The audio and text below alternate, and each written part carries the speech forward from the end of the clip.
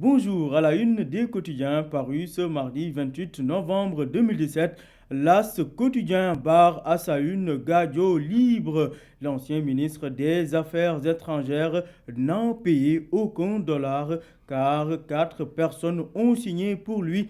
L'As qui évoque également le travail titanesque de l'épouse de Gadio, Koumba Gadio, pour la libération de son époux.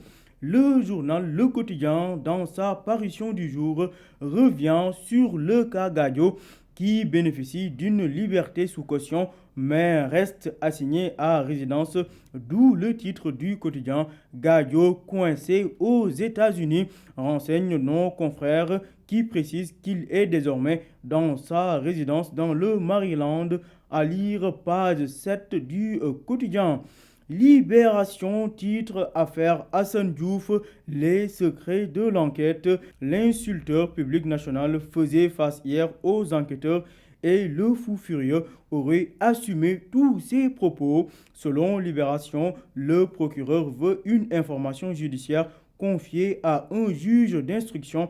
Hassan Diouf pourrait être inculpé pour outrage à une autorité chargée du culte, à lire dans Libération, qui n'est pas en reste dans l'affaire Gadio, d'où son titre Gadio pas si libre que ça. En effet, l'ancien ministre des Affaires étrangères est désormais assigné à résidence et porte un bracelet électronique pour contrôler ses déplacements, à lire également dans Libération. L'Observateur précise que Gadio devrait aller en procès dans un mois. L'Obs qui évoque à sa une la plainte contre le chanteur Sidi Diop. En effet, le torchon brûle entre le chanteur et sa maison de production Domou Diolof, basée en France. La maison de prod de Sidi Diop lui réclame une somme de 8 millions de francs CFA sur fond d'escroquerie et d'abus de confiance.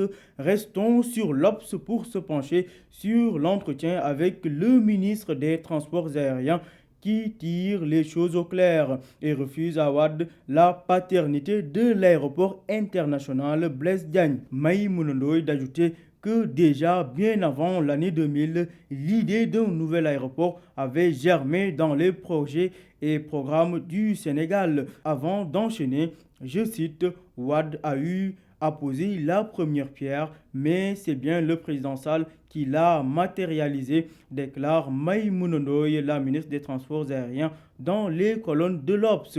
Vox Populi, dans sa parution du jour, s'intéresse à la visite d'Idriss Seck à Tivaouane. L'ancien Premier ministre a été l'hôte du Khalife général des Tidianes, Serigne Mbaye Sy Mansour, qui a prié pour Idi tout en lui rappelant que seul le pouvoir de Dieu est éternel. Telles ont été les paroles du Khalife de Tivaouane à Idrissa Seck.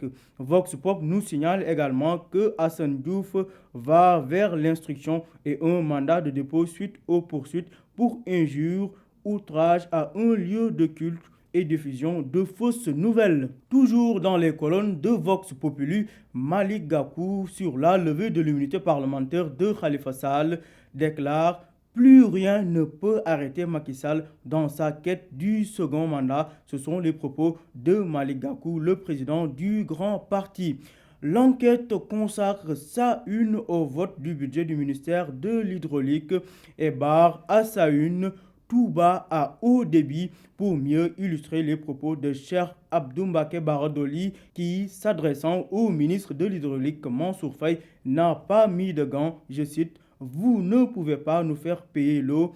Si tel est le cas, nous préférons mourir », a déclaré Serigne Bara Dolly avant d'ajouter dans le journal LAS, « Vous n'avez ce budget que parce que vous êtes le frère de Marième Faye Sall ». Mansour Faye de répondre « Ceux qui veulent payer auront de l'eau potable. Déjà, qu'en achetant l'eau minérale, les gens payent », à lire page 5 de l'enquête.